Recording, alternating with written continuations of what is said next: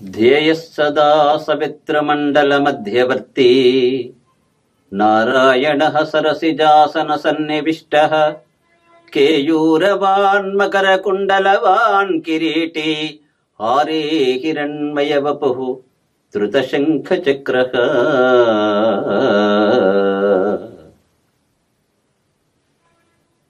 సూర్యమండలవతి అయినటువంటి శ్రీమన్నారాయణుణ్ణి సూర్యభగవానుణ్ణి స్మరించి మాఘమాసం యొక్క ప్రత్యేకత, మాఘమాసంలో చేయవలసినటువంటి కృత్యములు, స్నానం మొదలైనటువంటి వాటి గురించి ఈరోజు ఎపిసోడ్లో చెప్పుకుందాం. మాఘమాసం ప్రారంభమైంది. సహజంగా మాఘమాసం ఈ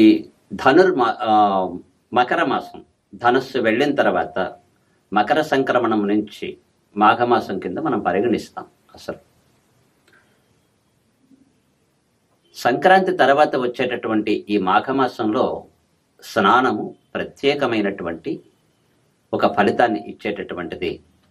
ఇటు నిత్యము, అలాగే అంటే విశేషాన్ని అనుసరించి చేసేటటువంటిది.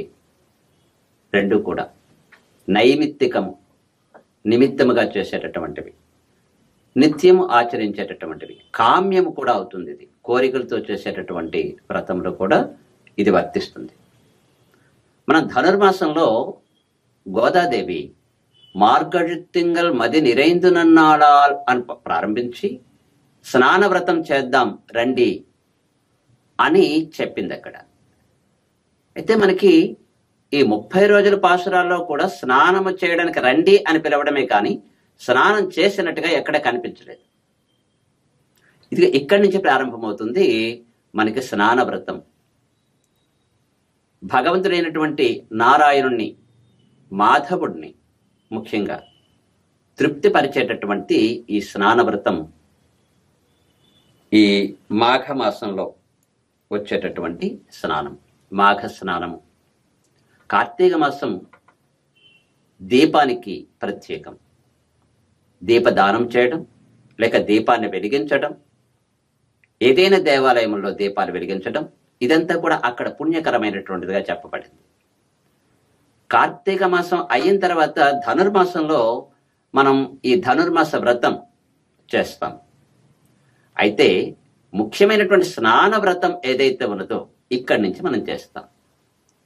అయితే ప్రధానంగా గుర్తుపెట్టుకోవాల్సింది ఏంటంటే ఈ స్నానానికి నియమం. మన వాళ్ళు చెప్తూ ఉంటారు, కాలువలో స్నానం చేయాలను, చెరువులో స్నానం చేయాలను, నదుల్లో స్నానం చేయాలను, విశేషమైనదే. మరి అవకాశం లేనటువంటి వారు ఇంట్లో స్నానం చేస్తే, ఇంటిలో కూడా స్నానం చేసినా ఆ ఫలితం లభిస్తుంది. ఇది మాఘమాసానికి ఉండేటటువంటి ప్రత్యేకత. మాఘమాసంలో మనం చూసినట్లయితే మాఘమాసే రటంత్యాప కించిత్ అభ్యుదితేరవు బ్రహ్మగ్నం వా సురాపం వాపి కంపతంతం పునీమహే. బ్రహ్మగ్నం వా సురాపం వా, బ్రహ్మహత్య చేసినటువంటి వాడు కానీ, సురాపానం చేసినటువంటి వాడు కానీ, ఏ రకమైనటువంటి పాపములు చేసినటువంటి వాడైనప్పటికీ అటువంటి పాపములన్నిటినీ కూడా ఈ మాఘ స్నానం పోగొడుతుంది. మాఘమాసంలో సూర్యోదయానికి ముందు స్నానం చేయటం, సూర్యోదయానికి ముందే స్నానం చేయాలి. ఎక్కడ స్నానం చేయాలి? ఒకవేళ ఇంట్లో స్నానం చేసినా సరే పర్వాలేదు. తప్తేన వారినా స్నానం యద్గృహే క్రియతే నరైహి షడబ్దం ఫలదం తద్ది మకరస్తే దివాకర. మకరంలో అంటే మకర రాశిలో సూర్యుడు ఉండగా, అంటే మకర మాసంలో, అంటే మకర సంక్రమణం మొదలు మనకి కుంభ సంక్రమణం వరకు ఉండేటటువంటి ఏ సమయం అయితే ఉందో దీన్ని మకర మాసం అని అంటాం.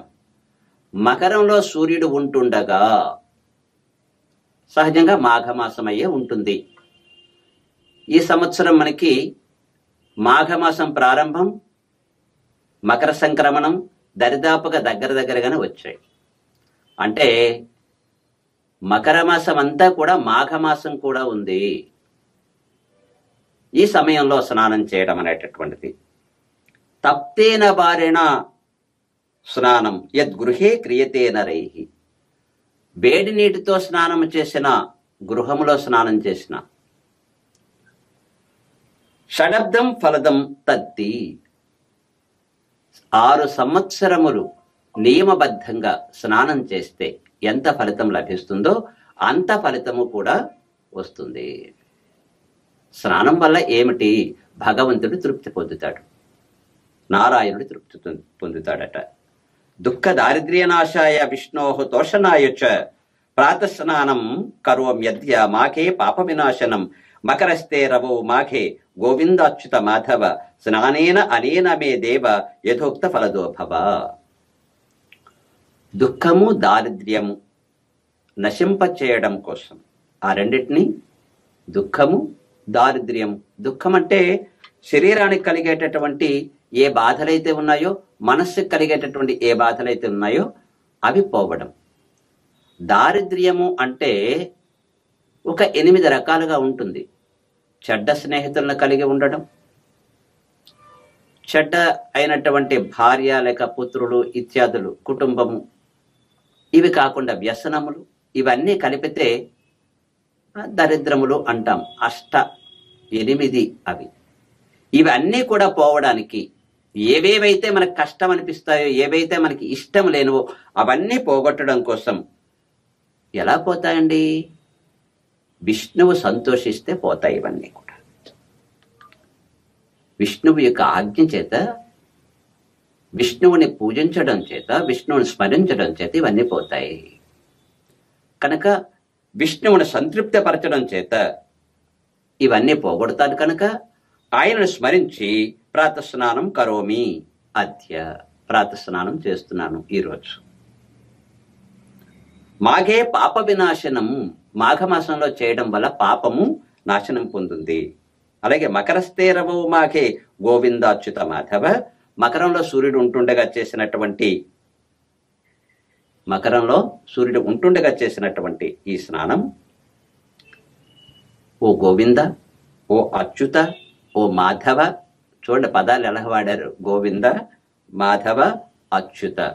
గోవిందుడు అంటే ఈ జగత్తునికి అంతటినీ ఆనందాన్ని కలిగించేటటువంటి వాడు, వేదముల చేతి కీర్తించబడేవాడు అని పక్కన పెడదాం, అది ఆయనకి పెద్ద పేరు కాదు.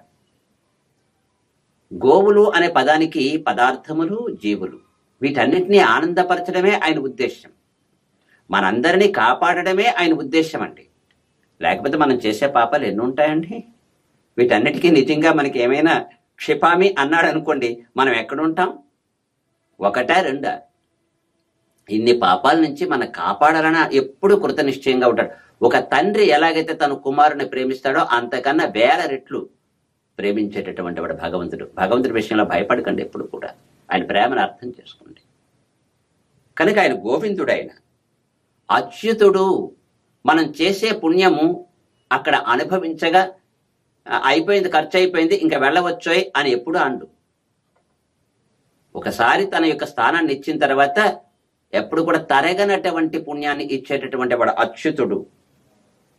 మాధవుడు ఎందుచేత? మా లక్ష్మీదేవికి భర్త కనుక మన మీద అమ్మని బట్టి మనని ప్రేమిస్తుంటాడు ఆయన. అటువంటి ఓ అచ్యుత మాధవ, స్నానేన అనేన మే దేవ యథోక్త ఫలదో భవ.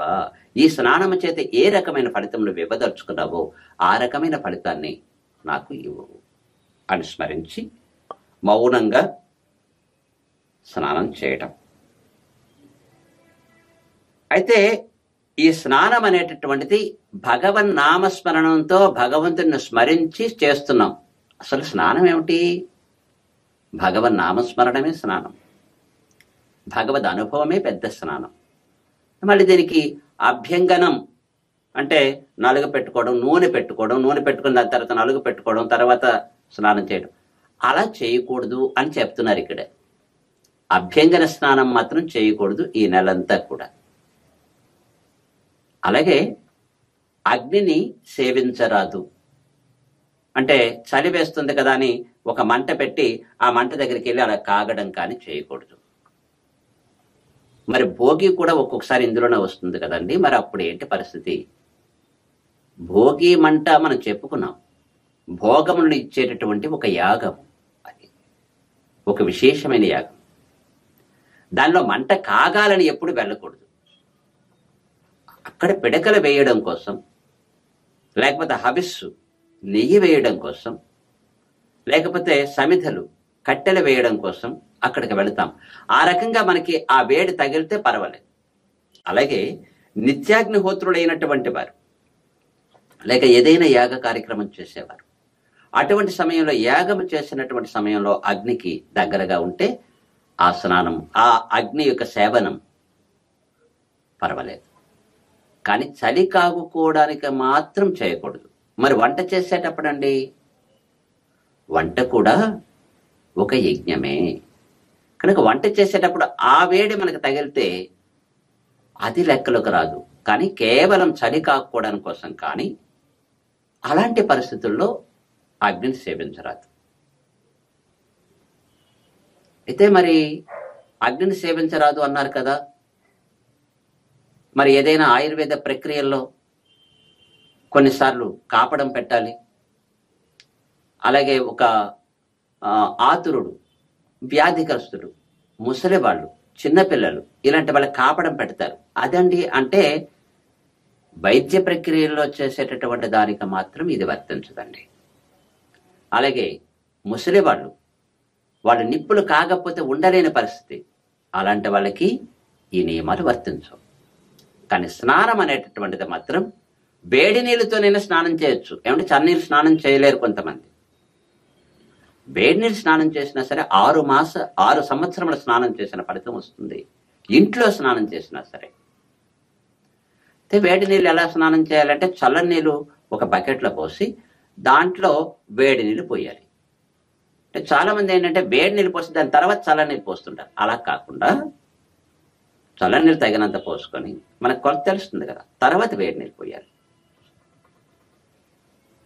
ఇంట్లో స్నానం చేసేదానికి మన వాళ్ళు ధర్మసింధు మొదలైనటువంటి గ్రంథాల్లో కూడా వేడి నీళ్ళతో స్నానం చేయమని చెప్పారు.